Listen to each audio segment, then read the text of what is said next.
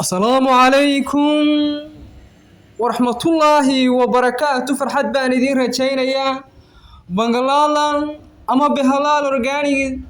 waa geed ragga South Africaanka ama dalka South Africa ku nooli ay u isticmaalaan gogosha dareenka iyo xaaladda libidhada la yiraahdo ayay u isticmaalaan geedkan marka laga hadlayo ama marka laga sheekaynayo ma jiraan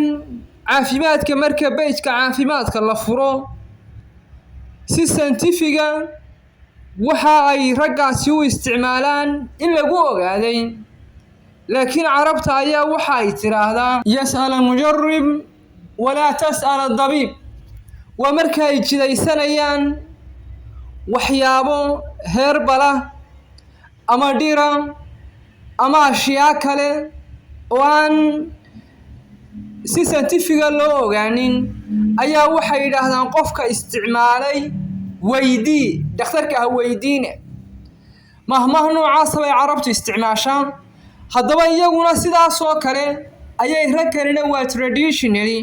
ama waa daawo dhaqameed ay ka soo gaadheen raggii hore ee aabayaashood iyo awoowayaashood geedkan inta badan South Africa ayaa laga helaa faa'iidooyinka caafimaad ee raggaasi marka ay yiraahdeen waanu ka helnaa waxa kamid ah inay kula dagaalamaan xanuunka dhiigga dareen yaridu ama ninka oo kacsigiisu hoos u dhaco ayay kula dagaalamaan waxaana inta badan isku kulayliyaan xaasaskooda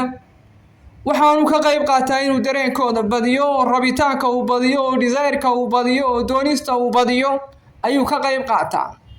waa sida iyagu ay sheegayaan ma aha natiijo caafimaad oo laga helay ama si scientific oo loo ogaaday ee waa iyagu dhaqan ahaan sida geedkan ay u isticmaalaan ay isugu daweeyaan qaabab kala duwan bay u qaataan iyagoo capsule ay qaataan isagoo powder waa xidid geedka laga soo jarayo isagoo markaa ay siyaabo kala duwan u isticmaalayaan baa jira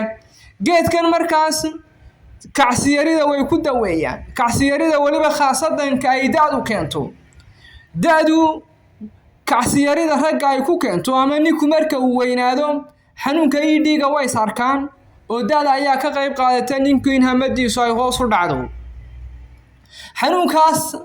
daadu ay keentay ninka hamadiisii iyo kacsigiisii uu yaraaday way ku daweeyaan waxa kale oo ay ku daweeyaan ninka marka